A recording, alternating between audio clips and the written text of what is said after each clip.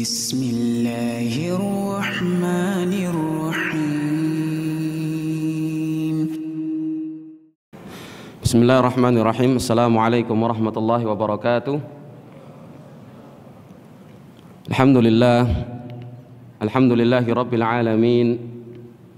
Wa bihi nasta'inu ala umuri dunya waddin. Wassalatu wassalamu ala ashrafil anbiya'i wal mursalin, nabiyyina Muhammad wa ala alihi wa sahabatihi wattabi'in wa man tabi'ahum bi ihsanin ila yaumiddin. Amma ba'd. Ahibati fillah azza wa iyyakum. Alhamdulillah, pada malam hari ini kita bisa kembali melanjutkan kajian kita tentang Tarikhul Khulafa Ar-Rasyidin, di mana kita masih dalam pembahasan seputar kekhilafahan Abu Bakar As-Siddiq radhiyallahu anhu.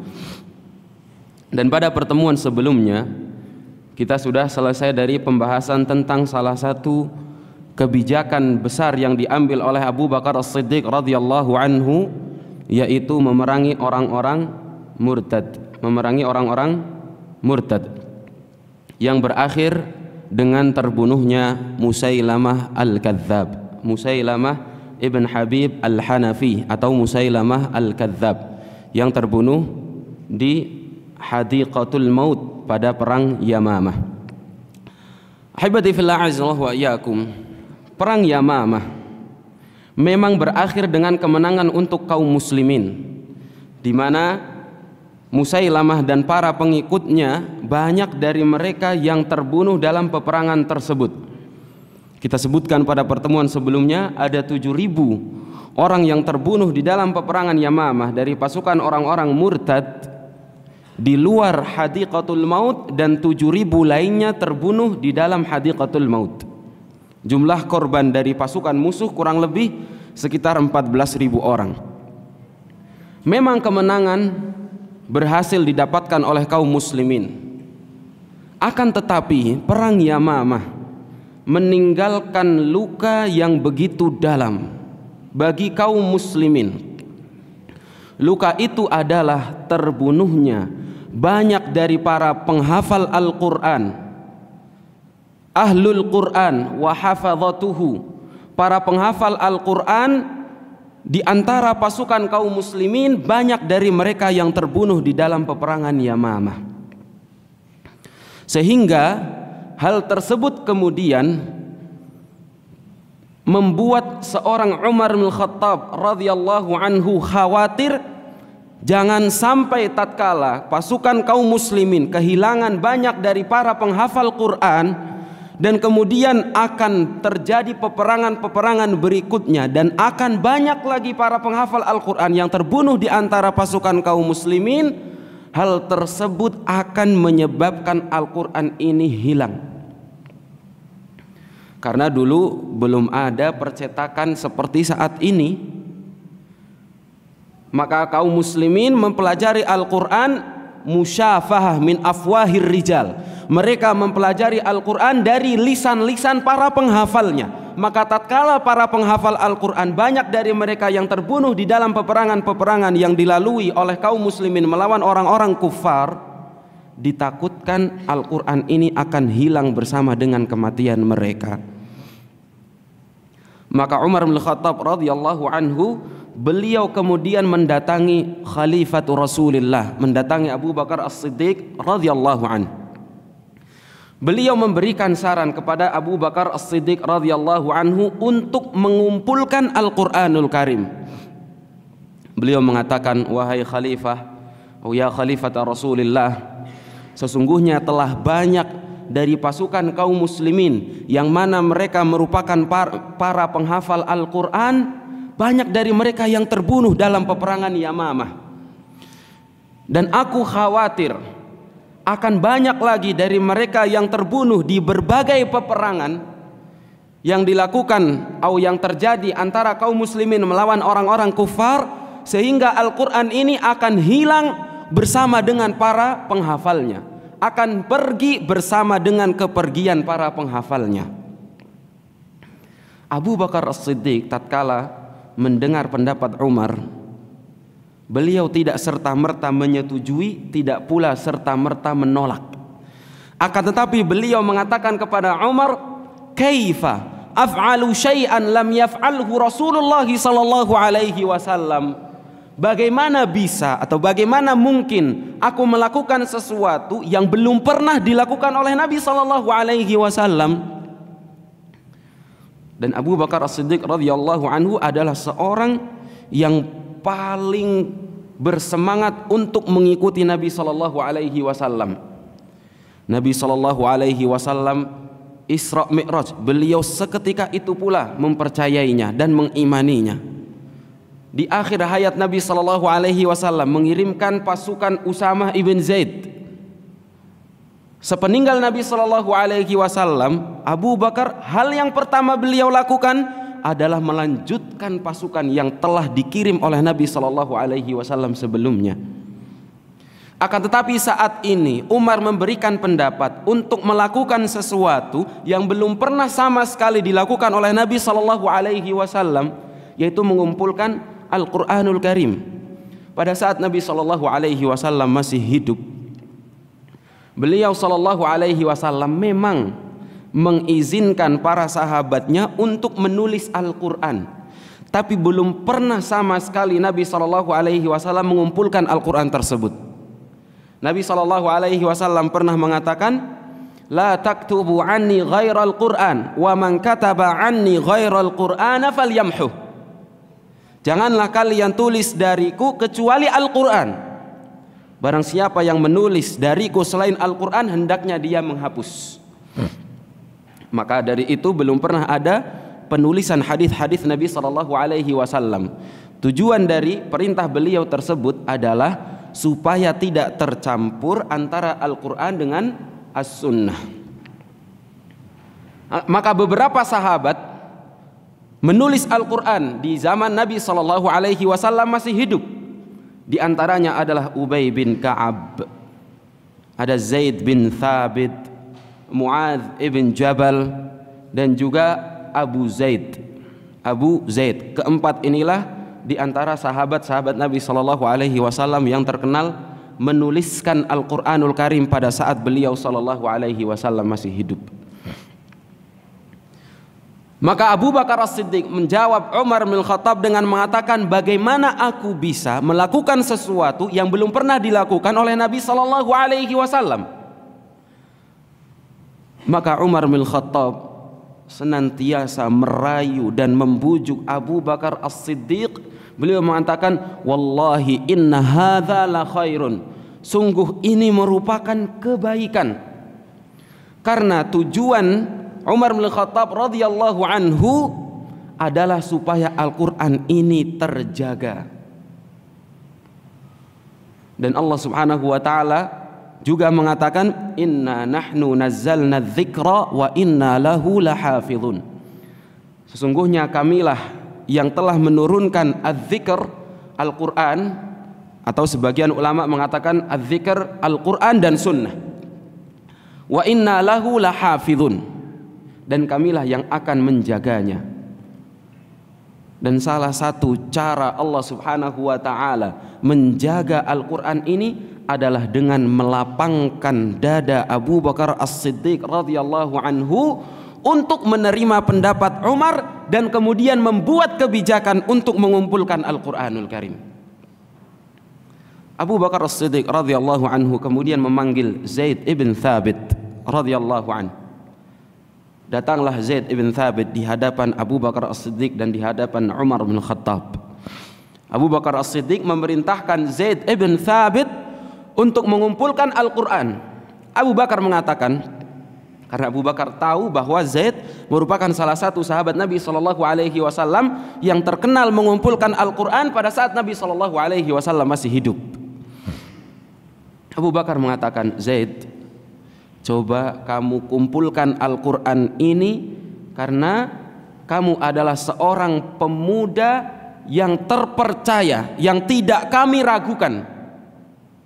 Engkau senantiasa mengumpulkan, engkau senantiasa menulis wahyu dari Nabi sallallahu alaihi wasallam. Maka kumpulkanlah wahyu-wahyu tersebut. Pada awalnya Zaid pun masih ragu-ragu.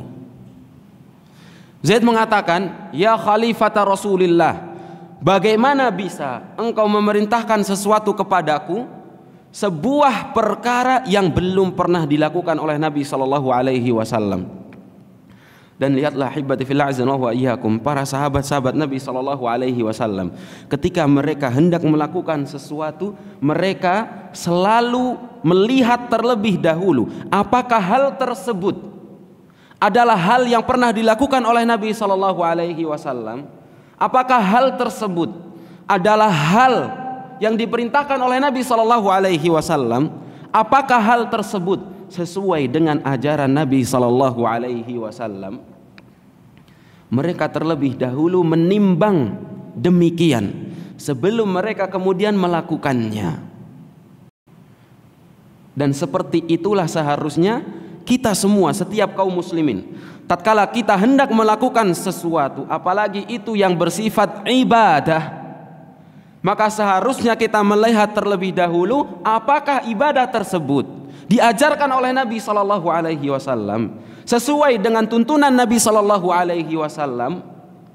Tatkala ibadah tersebut memang benar sesuai dengan ajaran Nabi sallallahu alaihi wasallam, maka hendaknya kita bersemangat untuk melakukannya. Akan tetapi apabila ibadah tersebut tidak sesuai dengan apa yang diajarkan oleh Nabi sallallahu alaihi wasallam, maka hendaknya kita menjauhi perbuatan tersebut. Kemudian ahibati fillah azallahu wa iyyakum, Umar bin Khattab dan juga Abu Bakar As-Siddiq, mereka berdua senantiasa membujuk Zaid dengan mengatakan, "Wallahi inna hadza la khair." Sungguh ini merupakan kebaikan. Dengan mengumpulkan Al-Qur'an ini akan terjaga Al-Qur'an ini dari kehilangan. Sampai Allah Subhanahu wa taala membuka hati Zaid ibn Thabit, dan kemudian Zaid ibn Thabit mulai mengumpulkan Al-Qur'an atas perintah dari Abu Bakar As-Siddiq radhiyallahu anhu, yang berdasarkan saran dari Umar bin Khattab radhiyallahu anhu wa anis sahabati ajma'in.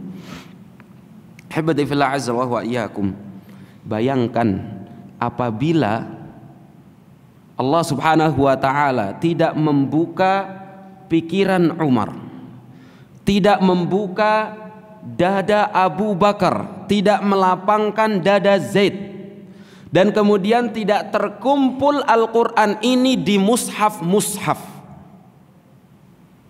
Wallahu a'lam, mungkin pada saat ini belum tentu kita dapat menikmati membaca Al-Qur'an. Nikmatnya membaca Al-Qur'an, mempelajari Al-Qur'an, apalagi pada zaman ini di mana kebanyakan kaum muslimin hafalannya tidak kuat. Dulu Al-Qur'an itu hanya dihafalkan dari dada ke dada, tidak ada di masahif, tidak ada di mushaf-mushaf. Pada saat ini walillahil hamd, Al-Qur'an ada di mushaf-mushaf, sehingga begitu mudah kita untuk membaca, begitu mudah kita untuk mempelajarinya, begitu mudah kita untuk mentadabburinya.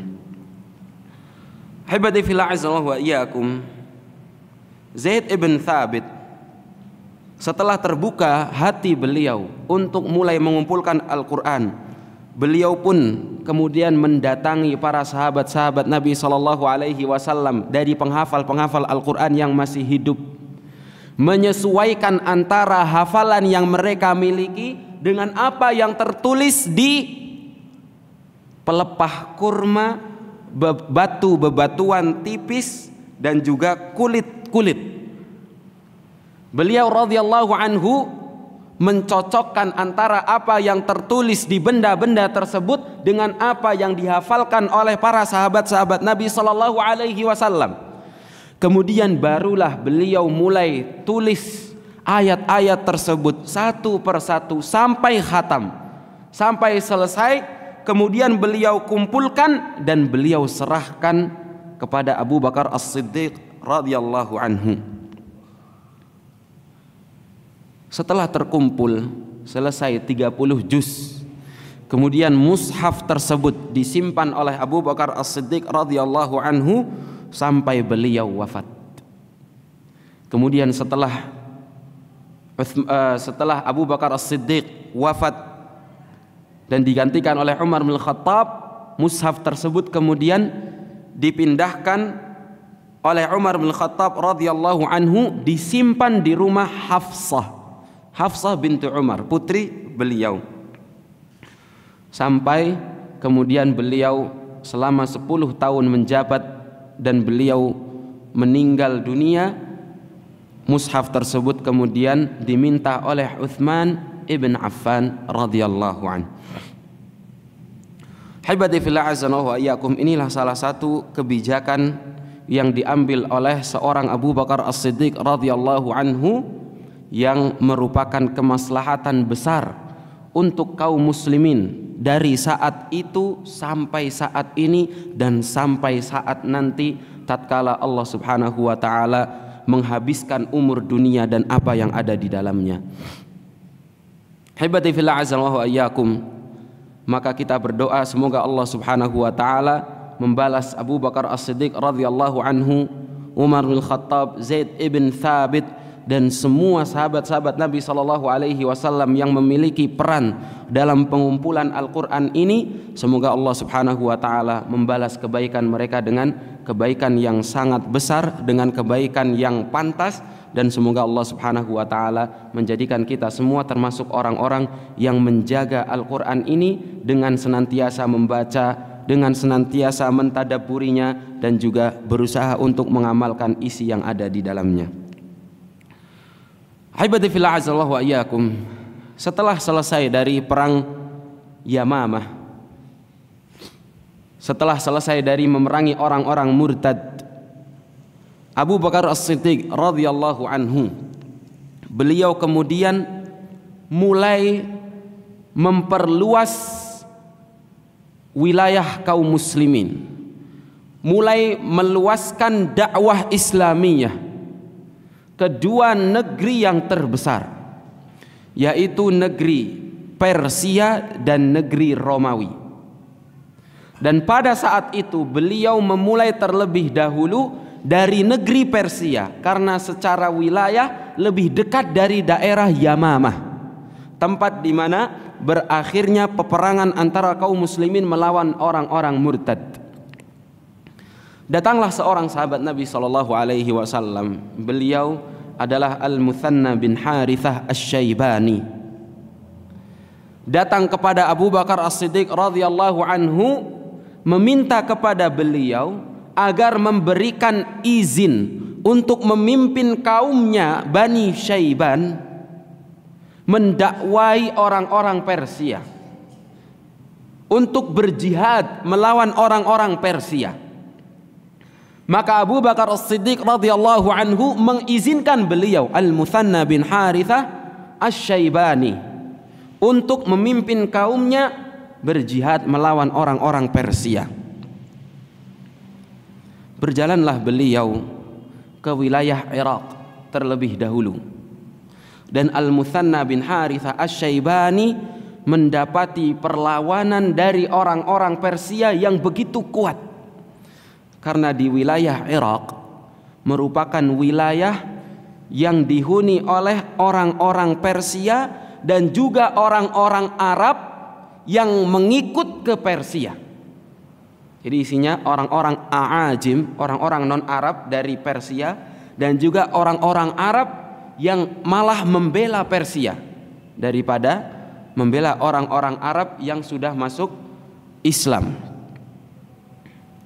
Maka Al-Muthanna bin Harithah tatkala mendapati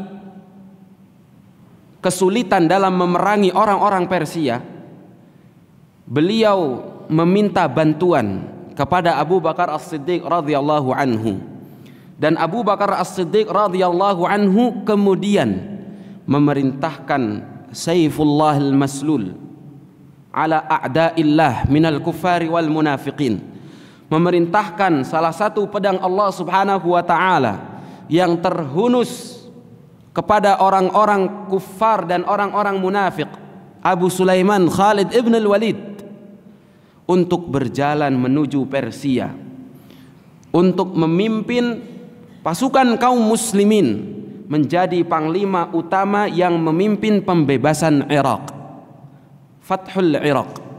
Beliaulah Khalid ibn al-Walid Abu Sulaiman radhiyallahu anhu. Ahibati fillah azza wa iyyakum.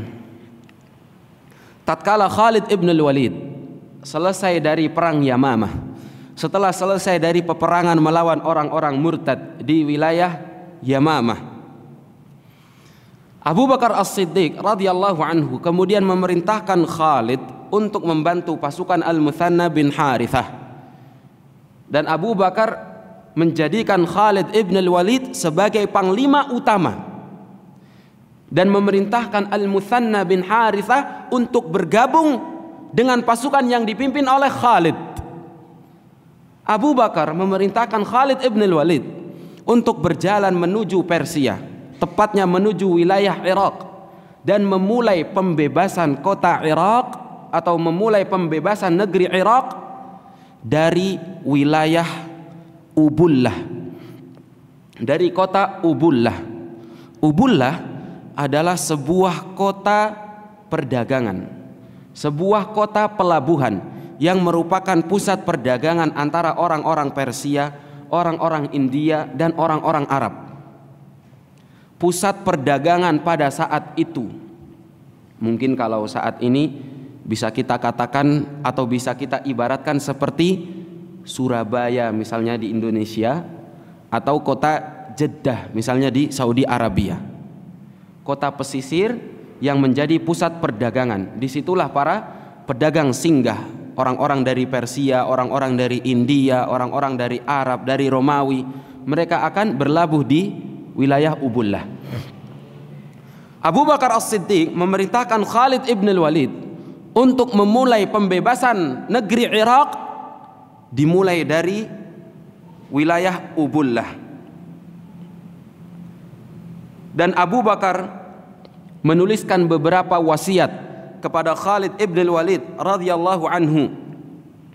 Di antara wasiat yang beliau katakan adalah agar Khalid ibn al-Walid berjalan menuju Persia, berjalan menuju wilayah Irak untuk mendakwahkan orang-orang Irak, untuk mengajak orang-orang Irak ke dalam agama Islam. Apabila mereka enggan untuk memeluk agama Islam, maka mereka harus tunduk terhadap kaum muslimin dan mereka diberikan kebebasan untuk melaksanakan agama mereka. Akan tetapi mereka diharuskan untuk membayar jizyah. Apabila mereka enggan memeluk Islam, enggan pula untuk membayar jizyah, maka tidak ada pilihan lain kecuali perang, kecuali jihad.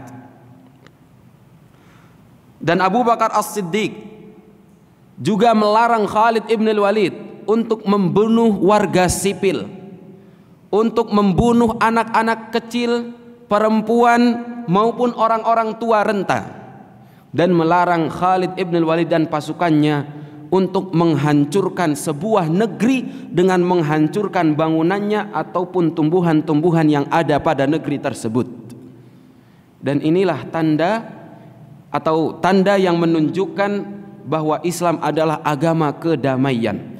Yang mereka perangi adalah orang-orang kufar yang memerangi kaum muslimin, bukan orang-orang kufar yang tunduk terhadap kaum muslimin, bukan orang-orang kufar yang memeluk agama Islam, bukan pula orang-orang kufar yang lemah, yang tidak berperang melawan kaum muslimin.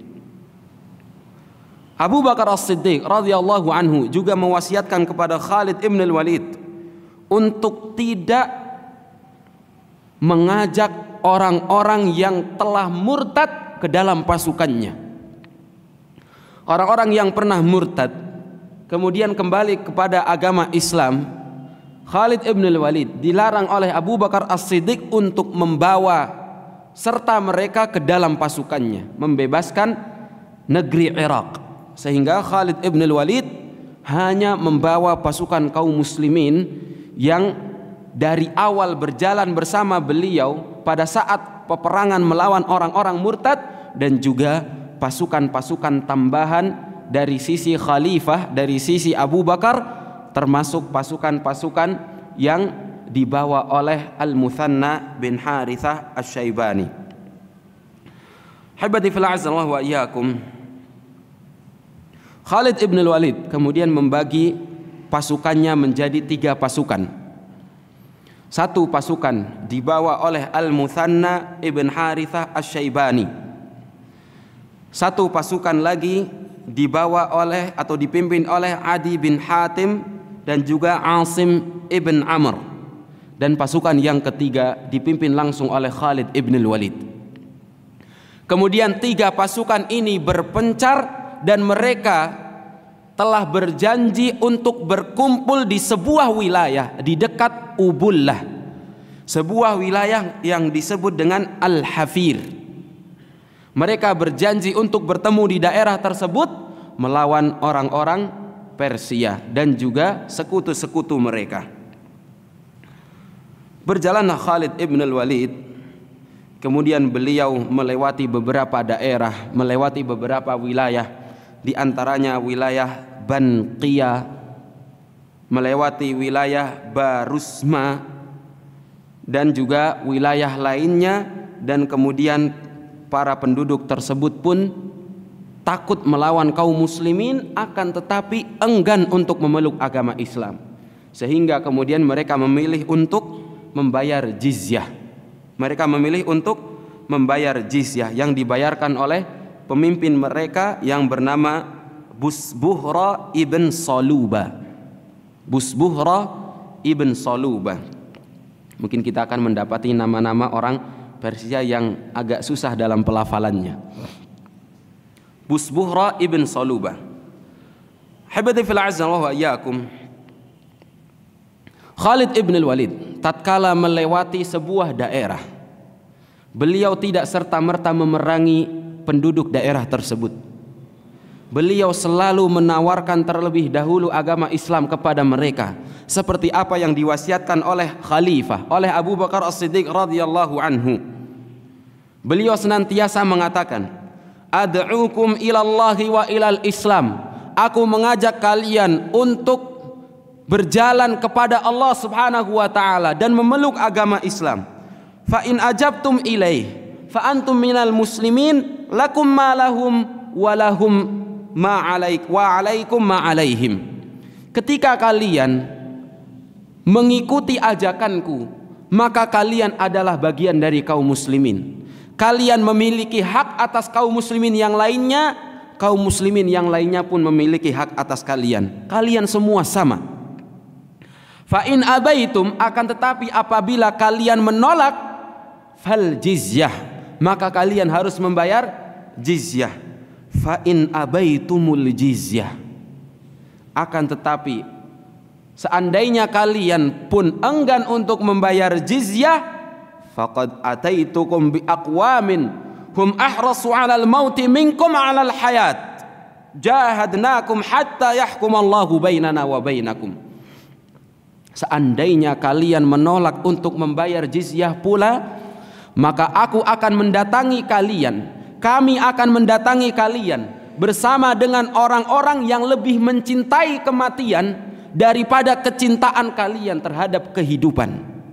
Kami akan memerangi kalian sampai Allah Subhanahu wa taala memberikan putusan pada perkara antara kami dan kalian. Siapa yang akan dimenangkan oleh Allah Subhanahu wa taala dan siapa yang akan dikalahkan.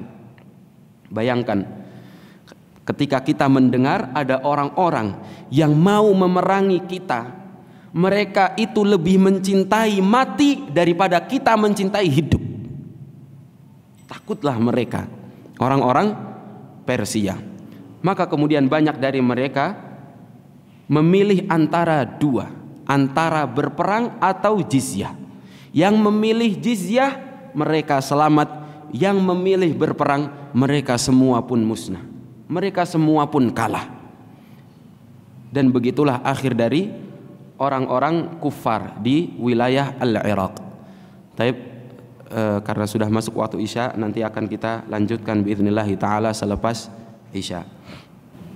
Alhamdulillah, salatu wassalamu ala Rasulillah, amma ba'd. Hibati fillah azza wa iyyakum.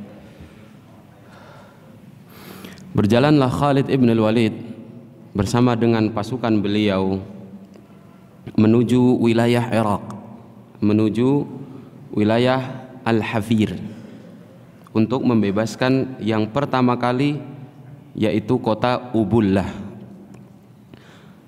Banyak terjadi peperangan di saat pembebasan Irak, yang dimulai dari peperangan Ubullah, yang mana merupakan kota yang sangat penting bagi orang-orang Persia pada saat itu. Kemudian dari Ubullah berlanjut ke wilayah Madar, berlanjut ke perang Madar. Berikutnya dari Madar kaum muslimin berlanjut ke perang Walijah atau Walajah. Dari perang Walajah berlanjut ke perang Ulais atau perang Nahruddam. Dari perang Ulais berlanjut ke pembebasan Amghesia. Dari Amghesia lanjut ke pembebasan Hirah, dan dengan pembebasan Hirah sempurnalah kemudian Fathu al-Iraq, pembebasan negeri Irak secara keseluruhan. Hibadi fil azam wa iyyakum, Fathul Iraq dimulai dari kota Ubullah sebagaimana kita sebutkan tadi. Pasukan Khalid ibn al-Walid radhiyallahu anhu mulai berjalan ke daerah Hafir. Dan seperti kita jelaskan di awal bahwa Khalid ibn al-Walid membagi pasukannya menjadi 3 pasukan. Satu pasukan yang dipimpin oleh beliau sendiri, pasukan yang lainnya dipimpin oleh Al-Muthanna bin Harithah Asy-Syaibani, dan pasukan yang ketiga dipimpin oleh Asim bin Amr dan Adi bin Hatim. Berjumpalah mereka di daerah Hafir.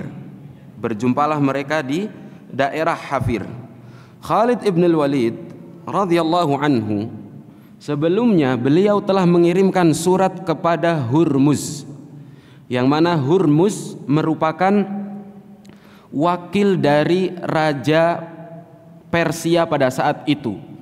Raja Persia pada saat itu adalah Ardashir. Ardashir yang pada pertemuan sebelumnya sudah kita sebutkan, dia berhasil menjadi raja negeri Persia dengan membunuh ayahnya sendiri. Yaitu siapa? Siapa ayahnya Ardashir? Kisra. Membunuh Kisra. Ardashir memiliki seorang wakil yang juga merupakan pemimpin di wilayah Irak, pemimpin Persia di wilayah Irak, yaitu Hurmuz.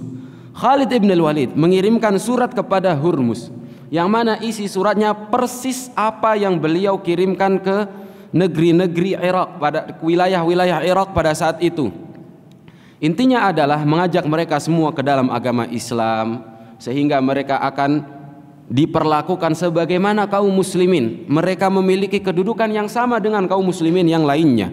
Tidak ada bedanya antara orang Arab atas non-Arab, orang non-Arab atas orang Arab, tidak ada bedanya. Kewajiban dan hak mereka sama. Apabila mereka menolak, mereka diberikan pilihan yang kedua, yaitu untuk membayar jizyah. Diperbolehkan untuk melakukan atau berpegang teguh dengan agama mereka, akan tetapi mereka diwajibkan untuk membayar jizyah. Dan kalau mereka menolak pilihan yang pertama dan pilihan yang kedua, maka tidak ada pilihan lain kecuali peperangan. Dan Khalid ibn al-Walid senantiasa mengatakan kepada mereka bahwa kami akan datang berjihad memerangi kalian, membawa orang-orang yang lebih mencintai mati daripada kecintaan kalian terhadap hidup.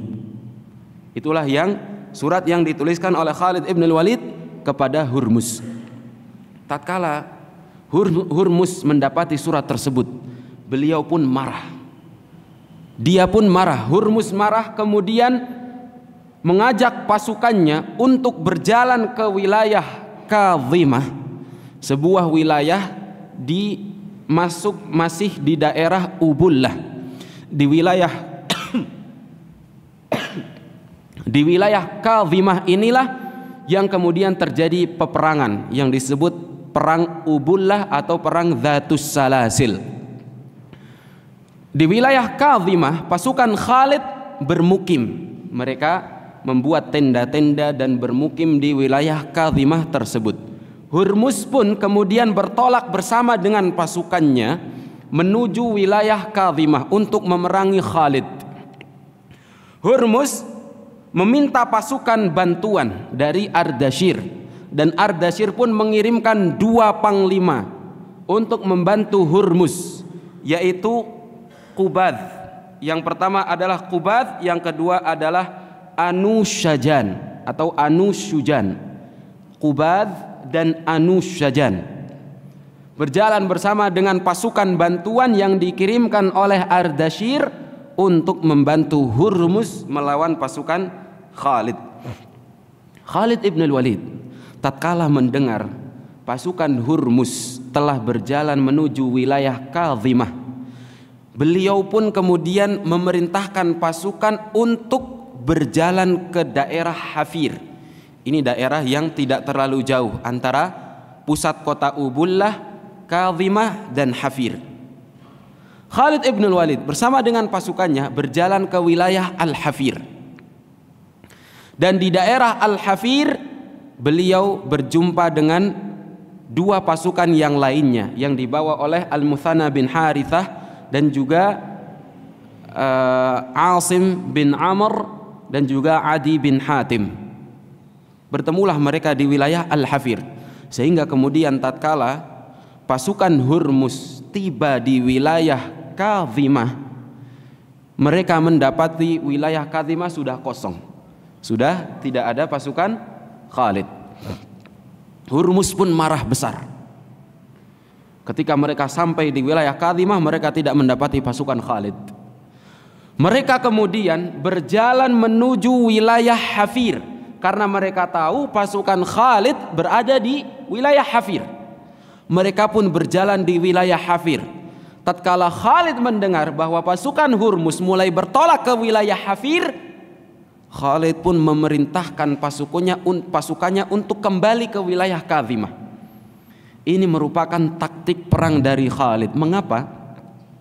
Karena Hurmuz dan pasukannya, mereka membawa perlengkapan senjata yang begitu banyak, yang begitu berat, sehingga kemudian mereka akan kesulitan tatkala memindahkan satu pasukan dari suatu tempat ke tempat yang lainnya, kemudian kembali lagi ke wilayah yang lain. Mereka akan kecapean sendiri dengan beratnya beban persenjataan yang mereka bawa. Ini adalah taktik dari seorang Khalid ibn al-Walid. Kemudian setibanya mereka di wilayah Kadhimah, Khalid ibn al-Walid kemudian disusul oleh pasukan Hurmuz. Pasukan Hurmuz datang ke Kadhimah, Kadhimah kosong. Mereka menyusul ke Hafir, Hafir pun kosong. Mereka kembali ke Kadhimah dan Khalid ibn al-Walid sudah bersiap untuk menunggu pasukan Hurmuz di daerah Kadhimah. Di daerah Kadhimah, Hurmuz mendapati sumber-sumber air di wilayah tersebut dan ia memerintahkan pasukannya untuk mengepung wilayah yang terdapat sumber air, sehingga kemudian pasukan Khalid tidak dapat pasokan air. Tidak bisa minum, memberi minum tunggangannya dan lain sebagainya. Khalid ibn al-Walid tidak menyerah ketika mereka tidak mendapati sumber air. Beliau berdiri di hadapan para pasukannya kemudian mengatakan, ala inzilu wa huttu athqalakum thumma jaliduhum 'alal ma. Turunkan beban yang kalian bawa, turunlah kalian semua, ayo kita perangi mereka demi mendapatkan air. Fala amri la yasirannal ma'u li asbaril fariqaini wa akramil jundain. Sungguh demi Allah, Allah akan memberikan air ini kepada pasukan yang lebih mulia dan pasukan yang lebih bersabar. Kemudian para pasukan kaum muslimin pun bersemangat setelah mendengar khutbah dari Khalid. Mereka pun berdoa kepada Allah Subhanahu wa taala, sehingga kemudian Allah Subhanahu wa taala mengirimkan awan yang kemudian menurunkan hujan. Maka tatkala Allah Subhanahu wa taala kirimkan air hujan, pasukan kaum muslimin pun bersorak-sorai, bertakbir. Mereka bersemangat untuk melawan orang-orang pasukan Hurmuz, pasukan Persia dan sekutunya. Dan Hurmuz pada saat itu ia memerintahkan pasukannya untuk mengikat kaki-kaki mereka menggunakan rantai. Dalam bahasa Arab disebut salasil, bentuk jamak dari silsilah.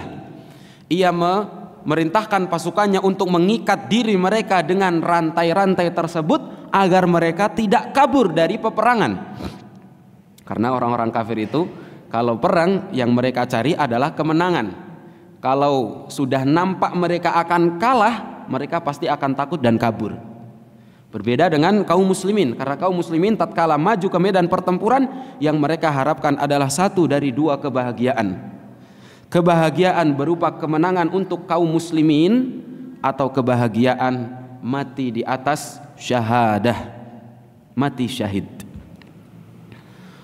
Maka Hurmuz memerintahkan pasukannya untuk mengikat diri mereka dengan rantai-rantai, sehingga kemudian peperangan tersebut dinamakan dengan Ma'rakat Dzatus Salasil.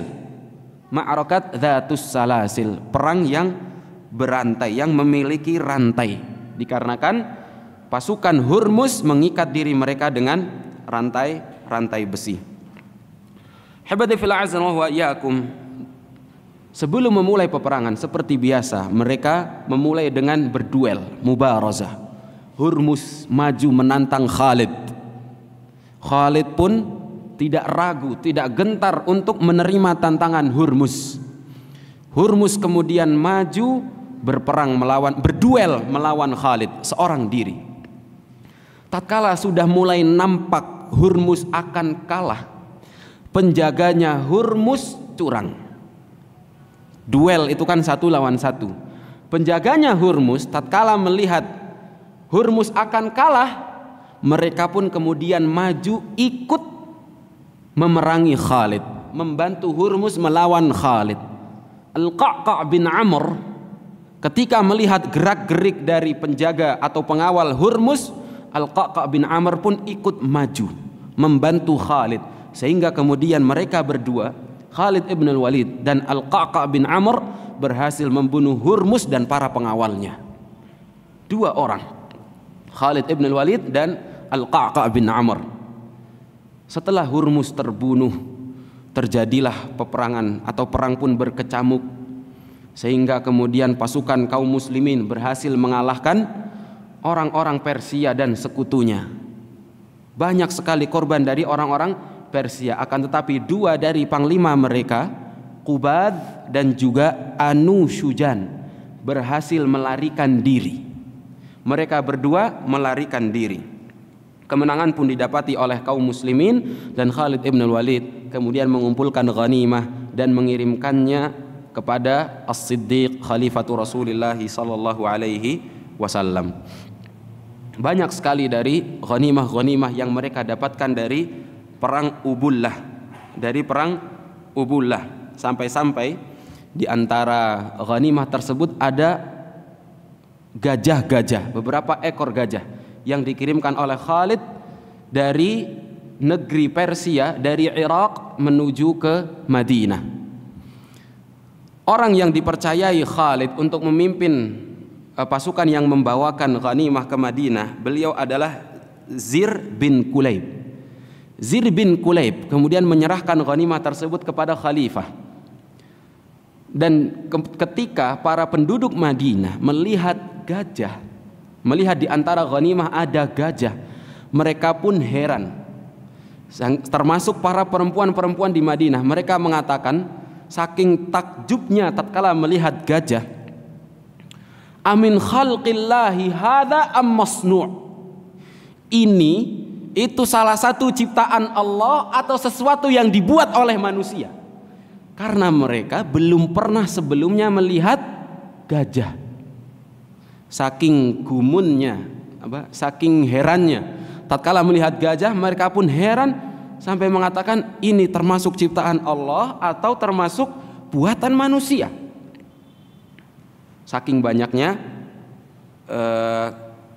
harta rampasan perang, saking banyak ghanimah, di antaranya gajah. Hibati fil azan wa iyyakum. Setelah selesai dari perang Ubullah dan Qubadh beserta Anu Syujan, mereka berdua kabur ke wilayah Madar. Khalid ibn al-Walid bersama dengan pasukannya pun menyusul orang-orang Persia ke wilayah Madar. Ini terjadi pada bulan Safar pada tahun 12 Hijriyah, yang dimana di tempat tersebutlah terjadi Ma'rakat al-Madar, perang Madar, atau disebut juga dengan Ma'rakat Thunai, perang Thunai, yang merupakan sebuah sungai dari anak sungai Efrat atau anak sungai Furat, anak sungai Efrat. Habati fil azza wa iyyakum. Di wilayah Madar tersebut, Ardashir tatkala mendengar kekalahan pasukan Hurmuz, ia kemudian mengirimkan pasukan bantuan untuk membantu Qubadh dan Anu Syujan.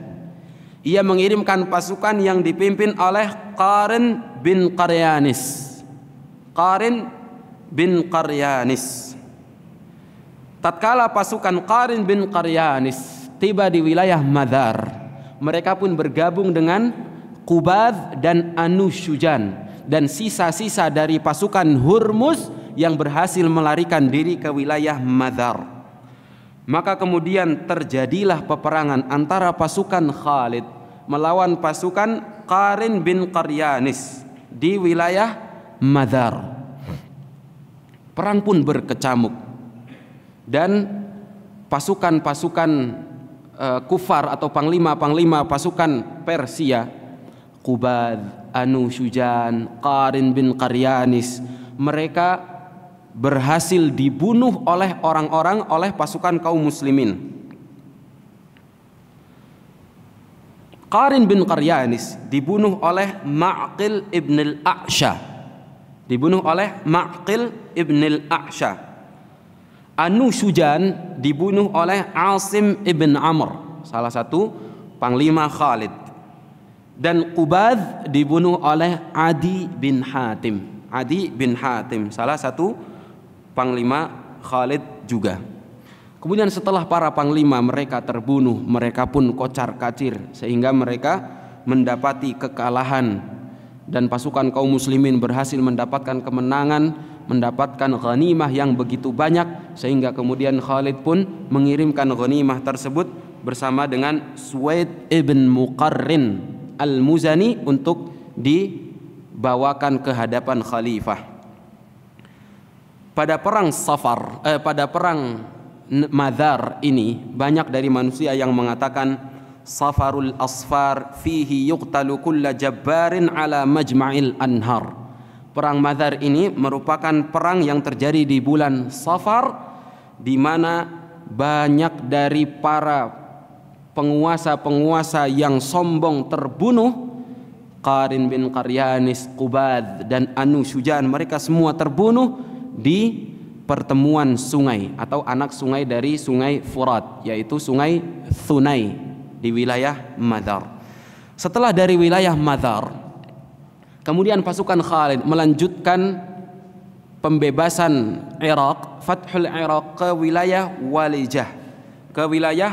Walijah, Tatkala Ardashir mendengar kekalahan pasukannya kembali, ia pun kemudian mengirimkan pasukan bantuan lain, dan ia mengirimkan seorang dari suku hitam, seorang yang berbadan besar, yang dikatakan oleh orang-orang ya'dilu al-farajul, memiliki kekuatan 1000 pasukan. Ia bernama Andarzaghar atau Al-Andarzaghar. Andarzaghar dikirim oleh Ardashir untuk melawan pasukan Khalid di wilayah Walijah. Bersama dengan Andarzaghar, Ardashir juga mengirimkan panglima yang lain. Ia bernama Bahman Jadzaweh. Bahman Jadzaweh. Kemudian tibalah mereka di wilayah Walijah dan mereka melawan pasukan Khalid ibn al-Walid. Kemudian terjadi duel antara Khalid melawan Andarzaghar, seseorang yang dikatakan setara dengan 1000 orang. Akan tetapi Khalid ibn al-Walid berhasil mengalahkan Al-Andarzaghar, seorang yang diandalkan oleh Ardashir dan dikatakan oleh orang-orang pada saat itu memiliki kekuatan yang setara dengan 1000 orang. Dikalahkan oleh seorang Khalid ibn al-Walid, saifun min suyufillah al-masluli 'alal kuffari wal munafiqin. Kemudian Bahman Jadzaweh berhasil melarikan diri dari perang Walijah. Andarzaghar terbunuh. Sebagian dari ahli sejarah mengatakan ia terbunuh oleh Khalid pada saat duel.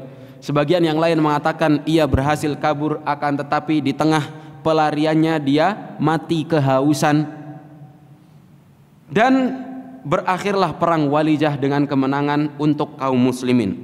Setelah dari Walijah, pasukan kaum muslimin kemudian melanjutkan ke wilayah Ulais dan terjadilah peperangan yang dahsyat di wilayah Ulais yang disebut dengan peperangan Nahruddam.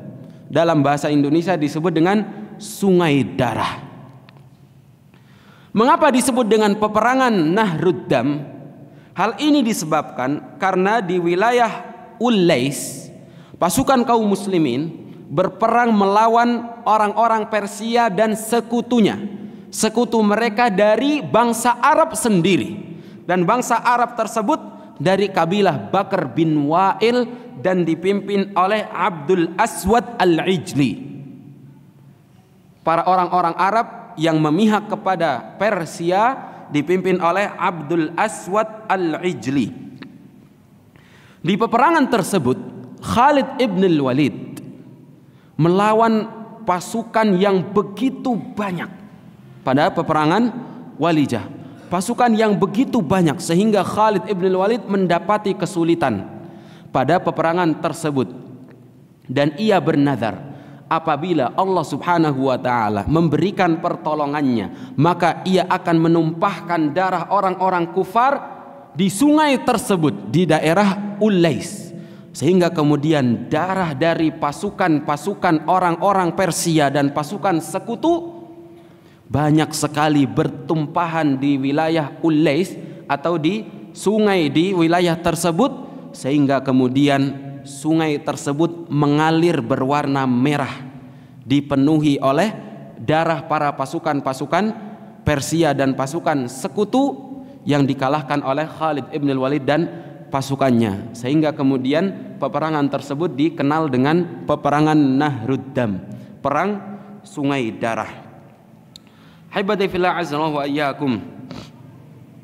Setelah dari peperangan tersebut, setelah dari peperangan Nahruddam, Khalid ibn al-Walid kemudian melanjutkan ekspansi ke wilayah Amghesia, melanjutkan ekspansi ke wilayah Amghesia. Tatkala pasukan Khalid tiba di wilayah Amghesia, mereka mendapati Amghesia sudah kosong. Sudah tidak ada lagi pasukan-pasukan yang menjaganya, yang ada hanya warga sipil. Sehingga kemudian Khalid ibn al-Walid tidak memerangi mereka sesuai dengan wasiat khalifah untuk tidak memerangi warga sipil. Khalid ibn al-Walid hanya meminta kepada warga sipil untuk memberikan jizyah sebagai ganti dari rasa aman yang diberikan oleh kaum muslimin kepada mereka, dan mereka dibiarkan untuk menjalankan agama mereka masing-masing. Sehingga dari wilayah Amghesia tidak terjadi peperangan, yang ada hanya perdamaian. Mereka para penduduk Amghesia menerima untuk membayar jizyah karena pasukan-pasukan yang menjaga wilayah tersebut sudah kabur terlebih dahulu, tidak berani melawan pasukan kaum muslimin. Pasukan kaum muslimin pun pada akhirnya mendapatkan ghanimah yang begitu banyak dari wilayah Amghesia. Haibati fil azza wa iyyakum, setelah selesai dari wilayah Amghesia, pasukan kaum muslimin yang dipimpin oleh Khalid ibn al-Walid kemudian melanjutkan ekspansi pembebasan wilayah Irak ke daerah atau ke kota Hirah. Dan di kota Hirah inilah akhir dari penaklukan atau akhir dari pembebasan Irak. Di wilayah Hirah, pasukan kaum muslimin mendapati sedikit kesulitan atau mendapati beberapa kesulitan. Di antaranya adalah panglima pasukan Persia yang bernama Azadbeh atau Azadeh, agak sulit ya, Azadbeh atau Azadeh. Dalam riwayat lain disebutkan Zadaeh. Zadaeh, nama panglimanya atau nama pemimpin mereka. Zadaeh mengirimkan anaknya untuk menutup air yang mengalirkan sungai Furat atau untuk menutup sungai Furat yang dari sungai tersebutlah air akan mengalir ke wilayah Hirah. Zadaweh atau Azadweh, dia menyuruh anaknya untuk membawa pasukan menutup bendungan yang mengalirkan air dari sungai Efrat atau dari sungai Furat ke daerah Hirah. Maka mereka pun menutup bendungan tersebut sehingga kemudian pasukan kaum muslimin tidak mendapati air untuk sampai ke wilayah Hirah dari wilayah Amghesia. Kemudian Khalid ibn al-Walid beserta pasukannya, mereka sebelum menuju wilayah Hirah, mereka terlebih dahulu menuju bendungan-bendungan yang ditutup oleh anaknya Zadaweh atau Azadweh. Khalid ibn al-Walid kemudian berhasil menaklukkan anak Azadweh atau Zadaweh, dan kemudian mereka pun membuka bendungan-bendungan tersebut sehingga kemudian mengalirlah air menuju wilayah Hirah. Berjalanlah Khalid ibn al-Walid bersama dengan pasukannya ke wilayah Hirah menggunakan perahu-perahu yang mereka rampas terlebih dahulu dari pasukan-pasukan Persia. Karena dari awal, pada awalnya orang-orang Arab ini tidak tahu perahu. Pasukan Khalid ibn Walid tidak gemar menggunakan perahu. Mereka hanya memiliki pengalaman di wilayah darat. Kemudian tatkala mereka menuju Irak, mereka kemudian mendapati perahu-perahu dan mereka pun bisa untuk memanfaatkan apa yang mereka dapati dari pasukan-pasukan Persia, di antaranya perahu-perahu tersebut yang mereka gunakan untuk menuju Hirah. Kemudian ahibati fillah azza wa iyyakum, berjalanlah Khalid ibn al-Walid menuju daerah Hirah, dan kota Hirah pada saat itu dikelilingi oleh setidaknya 4 benteng yang begitu kuat. Benteng yang pertama disebut dengan Al-Qasrul Abyad. Al-Qasrul Abyad yang dijaga oleh Iyas bin Qabisah. Iyas bin Qabisah. Khalid ibn al-Walid mengirimkan pasukan yang dipimpin Dirar ibn al-Azwar untuk mengepung benteng tersebut. Benteng yang kedua disebut dengan Qasrul Ghariyin. Qasrul Ghariyin yang dijaga oleh Adi bin Adi, dan Khalid ibn al-Walid mengirim pasukan yang dipimpin oleh Dirar ibn al-Khattab untuk mengepung benteng tersebut. Benteng yang ketiga disebut Qasr ibnu Mazin dan dijaga oleh Ibnu Akal, dan Khalid ibn al-Walid mengirimkan pasukan yang dipimpin oleh Dirar ibn Muqarrin al-Muzani untuk mengepung benteng tersebut. Dan benteng yang keempat disebut dengan Qasr ibnu Buqailah yang dijaga oleh Ibnu Buqailah itu sendiri. Dan Khalid ibn al-Walid mengirimkan pasukan yang dipimpin oleh Al-Muthanna ibn Harithah untuk mengepung benteng tersebut. Terjadilah pengepungan 4 benteng tersebut oleh para pasukan kaum muslimin.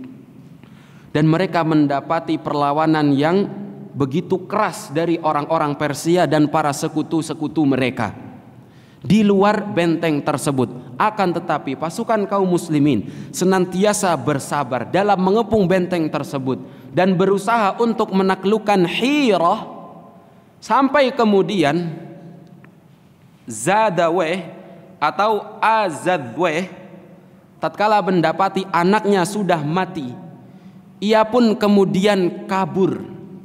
Dan orang-orang penduduk Hirah mengirimkan pendeta-pendeta mereka, menyuruh pendeta-pendeta mereka untuk menyerahkan diri. Karena begitu sulit mereka melawan pasukan kaum muslimin, sehingga kemudian mereka pun memutuskan untuk menyerahkan diri. Mereka memutuskan untuk membayar jizyah, enggan untuk masuk agama Islam. Akan tapi mereka menyerah dan memilih untuk membayarkan jizyah kepada kaum muslimin. Dan dengan takluknya kota Hirah, dengan begitu sempurnalah Fathul Iraq, sempurnalah pembebasan kota Irak dari kesyirikan, sempurnalah pembebasan Irak dari kepemimpinan orang-orang Persia. Habibati fillah azza wa iyyakum. Pembebasan Persia belum berakhir dengan takluknya wilayah Irak, karena ibu kota Persia pada saat itu adalah Al-Madain. Al-Madain berada di wilayah Iran, bukan Irak. Berada di wilayah Iran. Dan insyaallah ta'ala akan kita bahas berikutnya pada kepemimpinan Umar bin Khattab radhiyallahu anhu. Setelah selesai dari pembebasan Irak, Khalid ibn al-Walid kemudian diperintahkan oleh Abu Bakar As-Siddiq radhiyallahu anhu untuk membantu saudara-saudara mereka pasukan kaum muslimin yang berjalan untuk menaklukkan Syam. Karena Abu Bakar As-Siddiq, beliau mengirimkan pasukan untuk menaklukkan 2 negeri superpower pada saat itu, Persia dan Romawi. Beliau memulai dengan Irak dan kemudian melanjutkan ke wilayah Syam. Dan akan kita bahas biidznillah ta'ala pada pertemuan berikutnya. Semoga apa yang kita pelajari pada malam hari ini bermanfaat untuk kita semuanya.